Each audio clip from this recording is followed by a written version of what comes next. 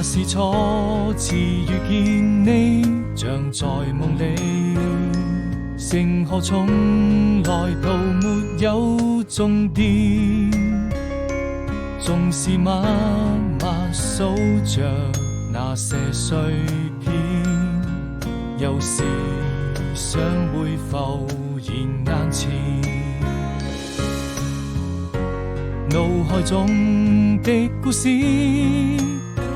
和夢裏的畫面，不同地點，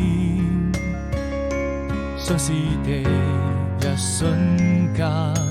就在眼前，不經意間熟悉的容顏，是否記得我們曾口許下的誓言，一定要牢牢記住這一段愛戀。或許你就是世上最浪漫的詩篇，將你留在我身邊，你是否